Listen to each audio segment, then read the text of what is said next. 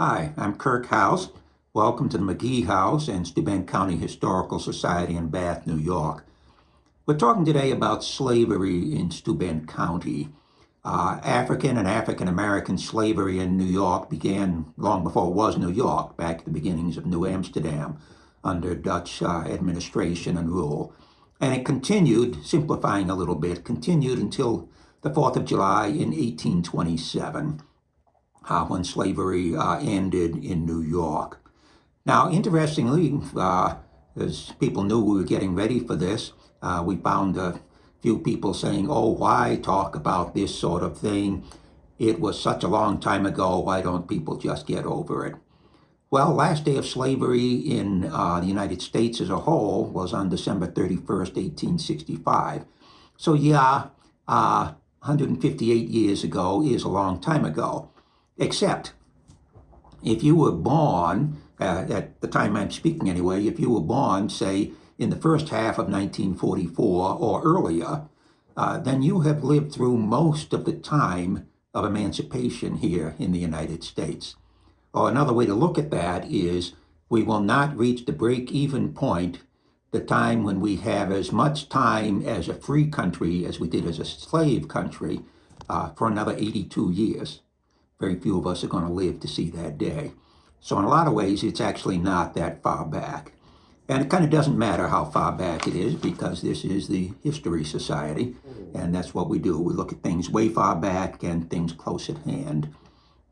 Starting point for this was an 1893 study by Reverend W.B. Swain, who was the pastor of the African Methodist Episcopal Zion Church here in Bath. And he set out to identify as many people as he could who had been slaves in Steuben, but particularly in Bath. And he got a pretty good list. This was at a time when slavery was still within living memory. And he said, we know there are a great many more people whose names are consigned to oblivion. Well, I set out, first of all, to see if I could build on Reverend Swain's work and find out how many more names I could add. Well, it turned out I was able to add quite a few. And from there, that went on to a bigger study of slavery in Steuben. And we've identified about 100 people by name who were slaves in Steuben County, which is about half probably of the total population over time. That's a little fuzzy exactly how many there were, but there must have been at least 200 at one time or another, I would say. And so there are still many others whose names have not yet been identified, but we can look forward to that and hope for that. I want to thank Terry Zelasco, one of our volunteers, and also Dr. James Foltz from the State Archives, both of whom did a lot of important research in helping prepare this. And I can say, too, that most of what we're talking about here has not required a lot of deep digging. It's required broad digging, if I can put it that way. The information is all there, but it's in various county histories and local histories and so forth. So it just required turning over a lot of pages to pull this together. But there is information out there more deeply buried. So I can look forward to the local historians building on this, to Black historians, to specialty historians. I'm hoping over time we can do a lot better than we have right now. But I think that we can get some understanding of local slavery by looking in particular at 4 men, 2 who were enslaved and 2 who were slave owners. First of all, Austin Steward, who left a memoir, 22 Years a Slave and 40 Years a Freeman.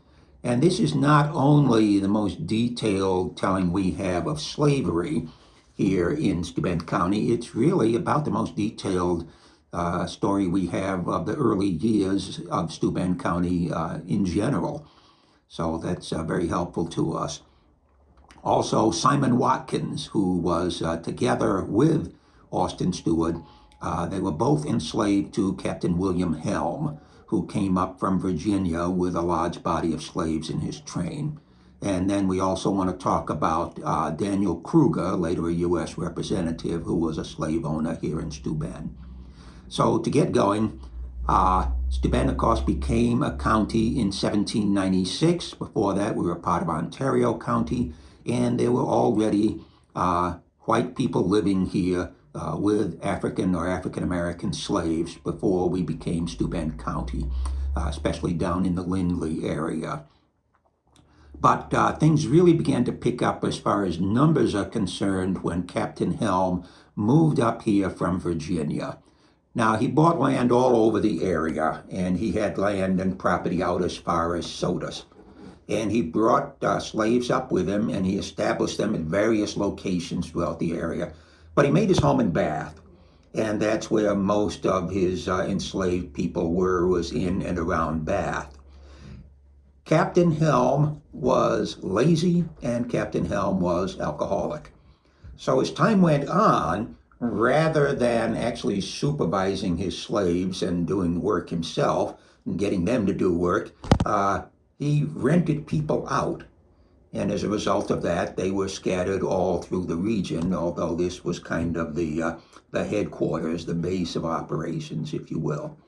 Austin Steward and Simon Watkins both were among the people that Captain Helm brought up from Virginia. And they were both young people at the time. Austin Steward was a child. Simon Watkins was a teenager. And even as a child, Austin Steward was rented out throughout the area. Before that, he had worked in the house for Mrs. Helm. And he described when he, as he called himself, a little waiter lad, whenever he annoyed her, which was pretty frequently, she got annoyed, she'd take a big iron key and smash it against the side of his head. And he said that contributed to severe headaches that he suffered all through his life. And we should recognize that the story we're telling today is a story that includes an awful lot of ugliness. It's a story that includes small children being lured away, taken to other states and sold and never heard from again. People being beaten in public, out on the street, and nobody interfering. So there's a lot of ugliness that goes with this as well. But at any rate, Austin Steward and Simon Watkins were both enslaved to Captain Helm. And they were both rented out frequently, here, there, and everywhere. Austin Steward was up in Sodus for a while. He was in Dresden for a while. He was north of Bath for a while. And both of those men, Austin Steward and Simon Watkins, appeared to be very energetic, very charismatic, very strong personalities. They were hard workers, they were good thinkers, they were forward thinkers and planners. The lazy Captain Helm must have found both of them just exhausting, because they were far better men than he was in a great many ways. So Captain Helm was overseeing slaves, owning and overseeing slaves, here immediately in the Bath area, farther wide in Steuben County, and then throughout the region of the Pulteney Purchase, as we say, up as far as Sodus. Now, one of the things that meant was there were people being scattered through the area. There was not very close supervision. And especially as the captain's alcoholism increased, and he became lazier and lazier, but he also became crueler and crueler. People took advantage of that opportunity to sort of just fade away and disappear. And I won't say that was easy to do, but the opportunities were certainly there because of the strange circumstances. Captain Helm was probably far away. The enslaved people were often scattered through the region. It wasn't like there were photographs to hand around or anything like that. If people just walked away, as long as they got a day or two off, they could probably just keep walking. And as a result of that, quite a few people wound up freeing themselves. Now, if we look at Austin Steward for a few minutes, as he got older, as he got into his teen years, we find that he took advantage of a number of circumstances as well. In his book, he refers repeatedly to the more enlightened atmosphere of Bath. Well, it was bound to be more enlightened than the slave centers of Virginia, no question about that. But even around here, I think he was talking not simply about people's attitudes, but just the education and the understandings of the world that people had. This was the county seat. So there were politicians here, there were government officials here and elected officials, there were surveyors, there were lawyers, people who had a good deal of experience with the world, people who had what passed for a good education back in those days, and people who came from everywhere here in the U.S., everywhere from New England down to Virginia. We know there were also people here who had been born in Denmark, England, Scotland, Ireland, in Africa. There were people here whose native languages were Dutch or German. And so there was a lot of variety here. And because the numbers of slaves were small, people got to know each other to a certain extent on an individualized basis. I'm not saying that things were equal back in those days. They were not. They were, however, fluid in a lot of ways. The whole structure, the detailed, intricate structure that we're used to of Jim Crow segregation had not grown up yet. It took a lot of years to create and craft all of that ugliness. And so things were a bit more open and free as far as being able to communicate back and forth. Austin Steward seems to have been kind of unusual in how outgoing he was. But he describes at one point, I had become acquainted with Mr. McClure, a merchant in Bath. Well, that's an interesting expression. He didn't say I did a job for him or I was rented out to him or something like that. He said I became acquainted with him.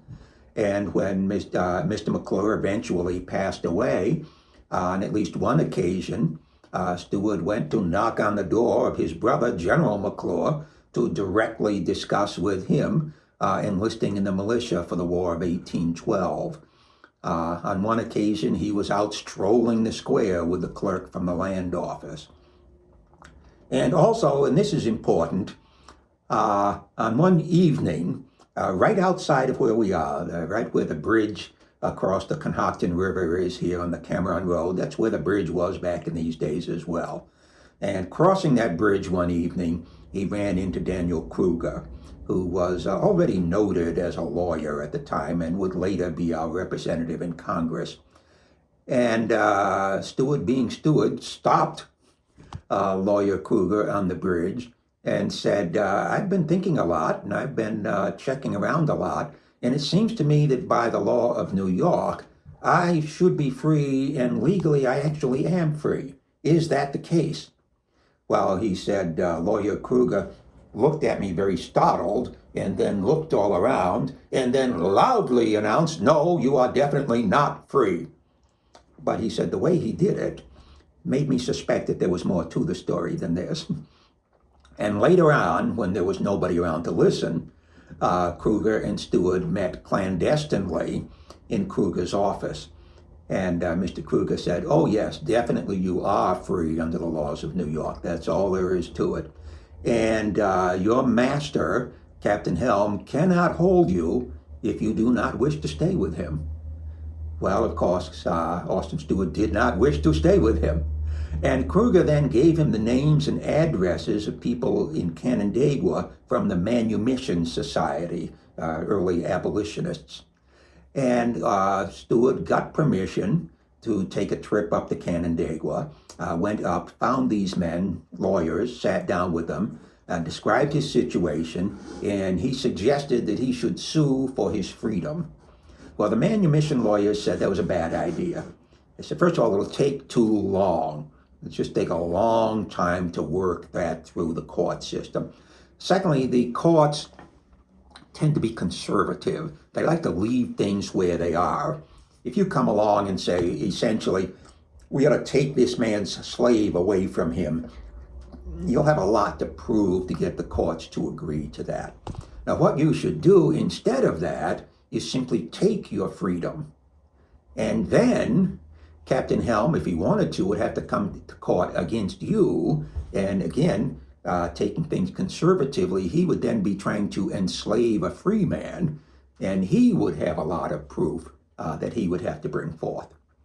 So the lawyers said, we have to go to Albany. We're going to be there all through the winter. Wait till the spring and then come back.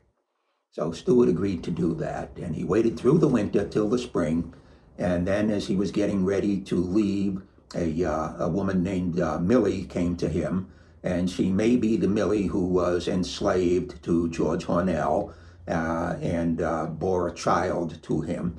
But George had died by this time, and she had decided it was time for her to take her own freedom, just as with Austin Steward. And the two of them set off on foot by night to Canandaigua. And they were chased, managed to avoid recapture, and eventually Steward was able to link up with the manumission lawyers. He got a job. He started school. He wanted to learn to read at the age of 22. And he stayed physically close to those lawyers. And eventually, Captain Helm was able to find him, went up to Canandaigua, and tried to get him back. And he said, you are my boy, and you are going to come home with me. And the lawyers said, he is absolutely not your boy, and you are not taking him anywhere. And if you try, we're going to give you an avalanche of legal trouble. Because under the law, he is free. Under the law in New York, it was illegal to sell a slave.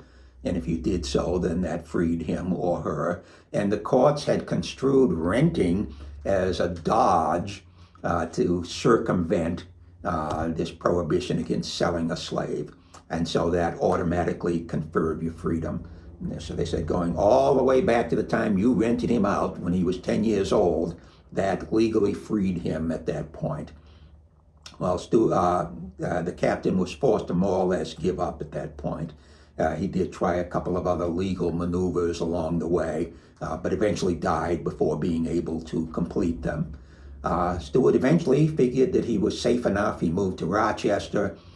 He went into business there, and he did very well for himself in retail and meat business, and also in real estate. And in 2001, when the Rochester Business Hall of Fame was established, Austin Steward was in the first class of inductees. Now, if we come back here to Bath then and look at Simon Watkins for a few minutes. Simon Watkins actually bought himself out of his slavery. He had been sold evidently by the captain to General Haight, and he paid General Haight for his freedom. And two different sheriffs, John McGee and Henry Brother, employed him as a deputy. And he had a lot of responsibilities there. And again, evidently a very strong and forceful personality. He was 6 feet tall at a time when that was unusual. And on at least one occasion, he single-handedly faced down a tri-racial mob that was menacing a group of Methodists that were trying to hold a meeting, and dispersed them and sent them all away single-handedly and barehandedly as well, and just broke up the mob and drove them off. He also went into real estate, and in addition to that, he was noted through the area as what they called an impresario, sort of what we would call a party planner in these days. He would plan these big events and festivities and then would carry them out as the MC or the impresario. And both among the white population and the black population, he was famed for that sort of thing. Not only did he do very well financially, but he became a political force as well, known as far away as Albany to the officials there as the unofficial mayor of Bath. That's how he was regarded. Now, having said that, we need to jump back a little bit. Captain Helm found that he was losing quite a few slaves. They were bleeding away from him. He wasn't making very much money, but of course he wasn't working very hard either. But he decided that he came up with a scheme that he thought would salvage his financial situation. And the scheme was to get as many of his former slaves together in one place as possible, then capture them, carry them off to Kentucky, which was very much a growth area, and sell them there and recoup his funds that way. And to make this possible, he went to Simon Watkins. And he actually hired Simon Watkins to gather people together all in one place so that they can then be captured. And he actually made a long trip out to Farmington specifically to invite Austin Steward to this great reunion he was planning for the former Helm slaves. Well, whatever his moral dimensions, Simon Watkins was no fool. When he got everybody gathered in one place, the deal was that he had to be paid in cash, $50, and that this had to happen after he got everybody in the building, but before the attack. So he had plenty of time to clear out before that happened. Well, Captain Helm and his cohorts burst into the building where the party and reunion was being held, and then they suddenly discovered that they were not in the slave country of Virginia anymore. This was a room full of people who had been free, or who had freed themselves, or who knew that under New York law they were soon going to be free when the clock ran out in 1827, and the crew that Captain Helm brought in suddenly had a fight on their hands. A very big fight, as a matter of fact, with people using chairs and table legs and everything else they could find as weapons. And almost everybody escaped. And it was just a few people. The captain came back down here to Bath and then struck, trying to grab as many people as possible. They had a big covered wagon. They were capturing people, shoving them in there. People were running, screaming, jumping into the river. White people were horrified, but nobody did anything. It was a lot like pogroms in Russia or Nazi roundups in Europe. Terrible, terrible thing, but nobody intervenes. Again, he didn't wind up with as many people as he'd hoped to, but he headed out to Olean Point with the idea of taking boat there down into the Ohio River system and getting down into Kentucky. But now he needed a boat. And either he did not realize how long it was going to take to build one, or he just assumed one was going to be available. But they had to wait for a while in order to build a boat in order to get moving. Well, the enslaved people took advantage of this time to slip children out into the woods under the supervision of a teenager until they had reduced the numbers to basically a few adults. And then they started a ruckus. They started screaming, fighting, yelling, making as big a noise as possible in order to attract attention from the area. People come out, see what was going on, because this was all incredibly illegal, of course, in addition to being immoral. And so bad was it that the captain and his cohorts fled with just a handful of people that they were able to carry off. So still a tragedy, but not the tragedy it might have been. So Steward and Watkins, remarkable men, apparently, able to do very well. Not that everybody did as well as they did, but a few people were able to. To go back to Daniel Kruger, very interesting person, very odd person, confusing person in a lot of ways.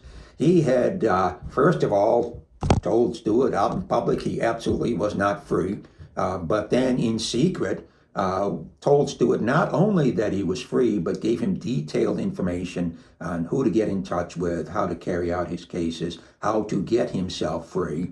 But he also bought and owned several of Austin Steward's cousins.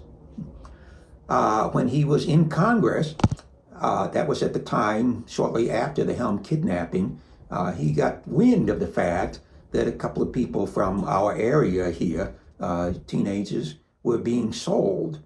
And he went to find out what was going on, and he discovered not only were these two teenage young fellas from his district, but he actually knew one of them. And he also knew that neither one of them was supposed to be enslaved or sold. So he extricated them from that and paid out of his own pocket to send them back up here, one to Painted Post and one to what's now Elmira. But then later on, he moved down to what's now West Virginia and married down there, married a wealthy widow, and managed her estates, including a large number of slaves.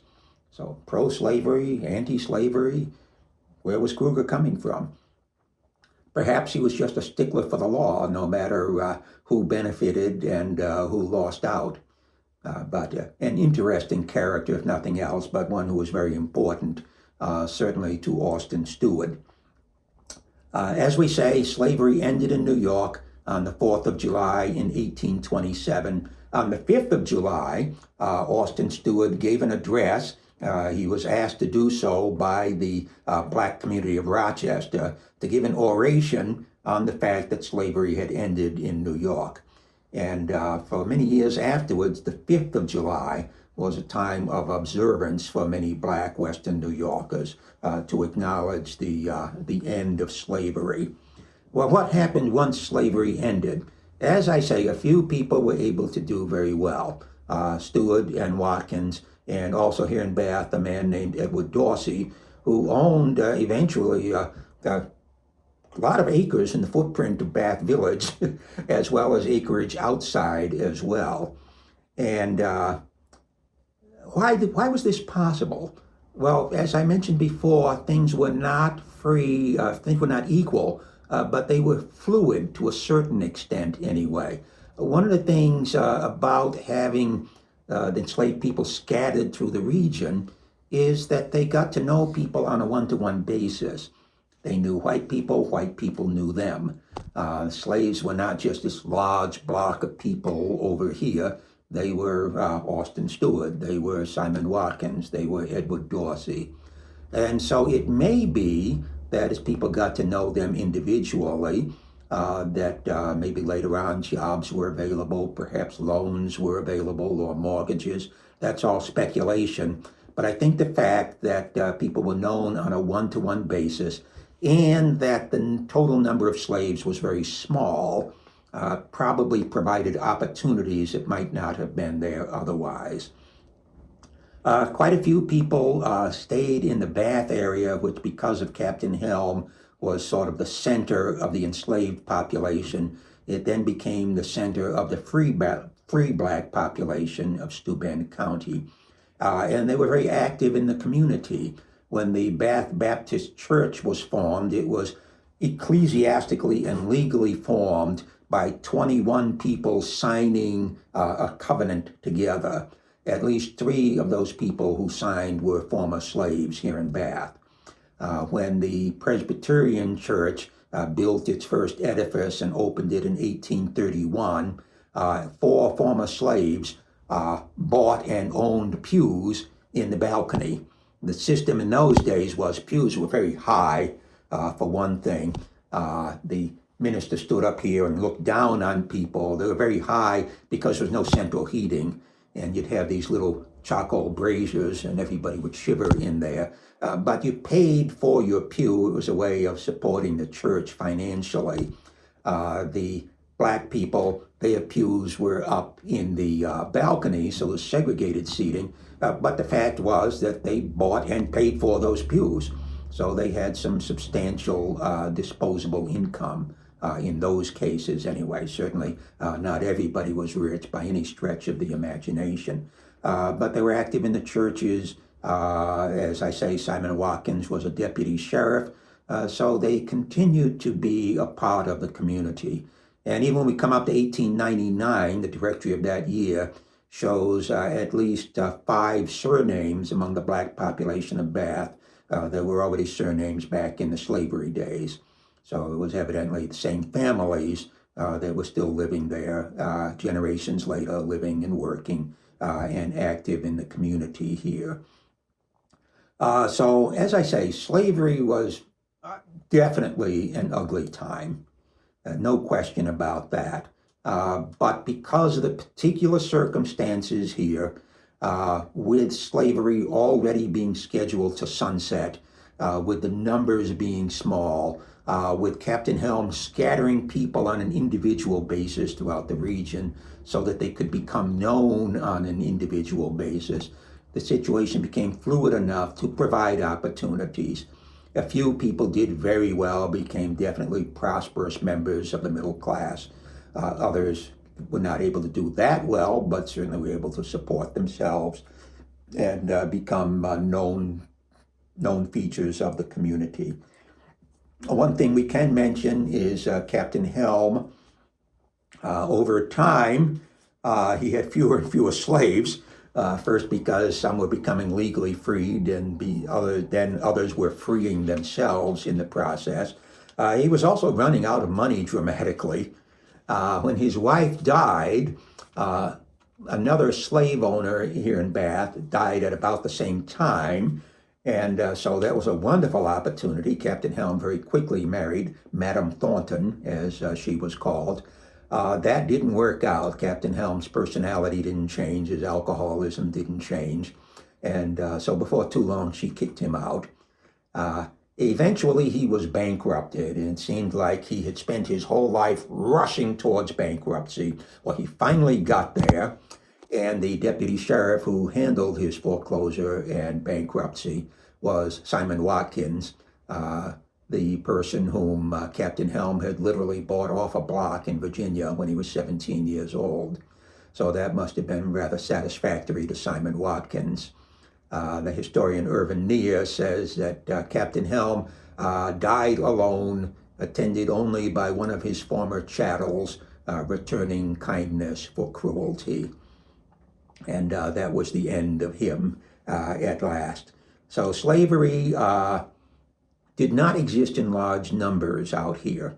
In fact, if it had not been for Captain Helm, maybe just 2 or 3 dozen people would have been enslaved at one time or another here in Steuben County, rather than a couple of hundred or more.